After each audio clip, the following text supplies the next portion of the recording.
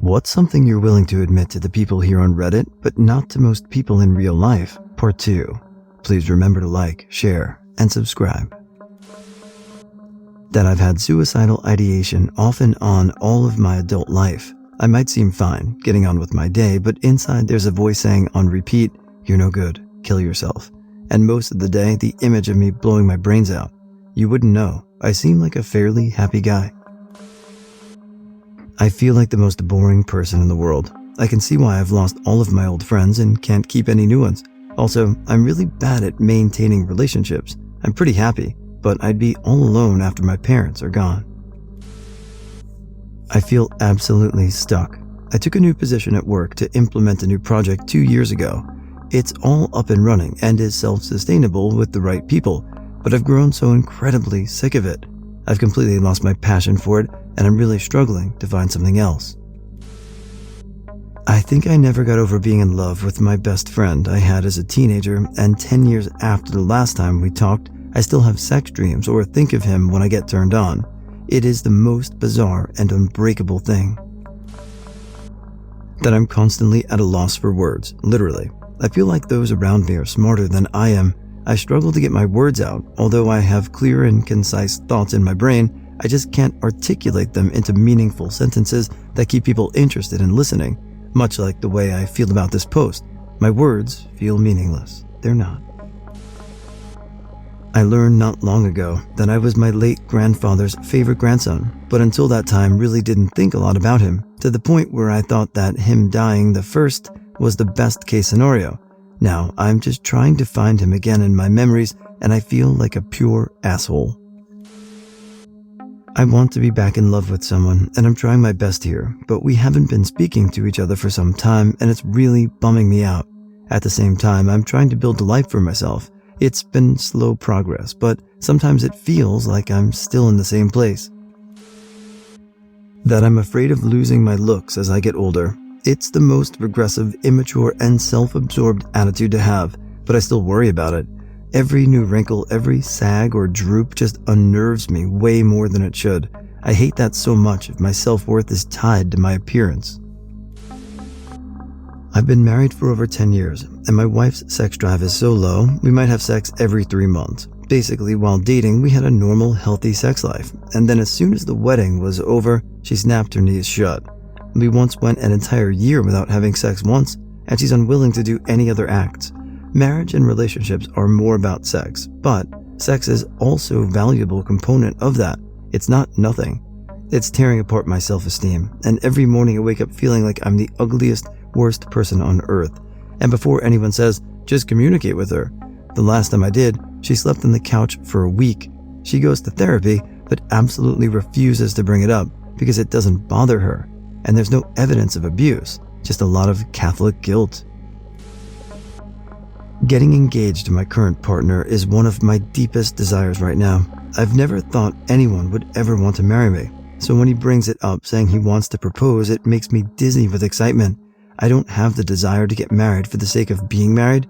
I want to spend my life with this man. Good luck. I am a lazy piece of shit. I'm 23, fairly good job, a big apartment, a partner, and 2 cats. But I'm just lazy. I do nothing at home at all. Living there since a year now, and there is still so much to do. All I do all day is smoking weed and playing video games or watching videos. I have depression, but did not get it treated. I'm addicted to weed, but the first thing I do when getting home is smoke one. There are days where I think, why? Or for what? Why not just stay at home and wait for this life to end because I will work till I die anyways? My partner is doing everything in my apartment. I do not cook, make laundry, make the dishes, or vacuum the floor, and it fucks me up every goddamn day. I come from a very conservative Christian family, and they know I'm a lesbian, but I've convinced them I'm doing great and living for the Lord when I'm not. They trust me and respect me for not falling or turning away, but I slept with a girl a couple months ago, and am secretly looking for a girl I can someday marry. I desperately want to be with a girl and just live my life, but I never could without family and friends being disappointed in me. And I have another group of secular friends who think I'm just like them when I'm not. They think I agree with everything they say and hold all the same political and social values they do, but I don't. I'm lying to everyone. I don't know who I am. And everyone lives in the same little fucking city as me and expect me to spend time with them. I feel like I'm trapped between two worlds I can't escape. I'm scared of everyone figuring out how disingenuous I am. I know it's going to all come crashing down on me. If you don't stand for something, you'll fall for anything. I couldn't ever tell anyone I know this. I wish I could drop everything and everyone except my husband and both of us just disappear, move to Europe or something, and just completely start over. We're having a kid, and I wish I didn't live in the US. I don't want to raise my children here. I love my family, but I don't want my kids being influenced by them. They're good people, but they're very conservative and don't really know that I'm not. Like, they know I'm not as conservative, but I just don't talk to them about anything. It's not worth it. I have an eating disorder, but not one of the typical ones. I eat and eat and eat and feel terrible about it and end up eating more because I just feel like, what's the point? I've already done so badly already. I may as well keep on going. What's more pathetic is I know exactly what to do to get help. I'm just afraid to. I'm afraid to have to give up treats. They give me comfort. My fat insulates from attention. The attention I got when I started developing as a young girl is what got me sexually abused.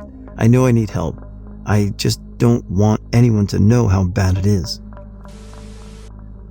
I am disgusted in the idea of having children. Everyone expects me to have kids because I'm a teacher and I'm excellent with kids.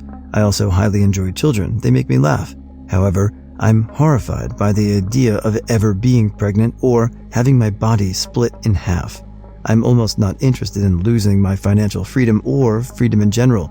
I've tried to have a conversation with the people closest to me about me not wanting kids, and they literally shut me down. I wasn't allowed to speak on it further. I couldn't believe it. It's your life.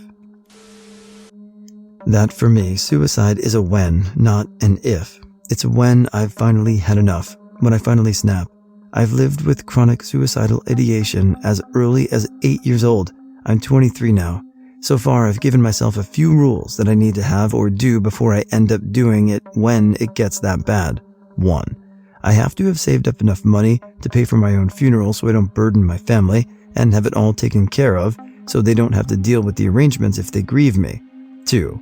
I have to have no pets left so they aren't confused and harmed by my death. 3. My dad has to pass first. I cannot put him through that pain despite some days existing as pure agony, and I'd rather take myself out back and end it all. I just can't. I essentially have to guilt trip myself into continuing to live for my dad and my pets. I'm relapsing and have no idea WTF is wrong with me. I had some kind of psychotic depression or something like it when I was in high school, attempted suicide 3 times. My classmates thought I was on hardcore drugs. No one reached out. My parents neglected me. Was told if mental illness can't be detected in the blood, then it's not real. Sexually harassed, assaulted frequently, self-harm, ED, etc. Things only changed when I had a brain injury. I genuinely felt like a new person in a good way. I can feel myself slipping back to where I was, and I'm terrified. I'm trying to get help. It's taken months of new anger issues and slowly not being able to leave my room upon other issues.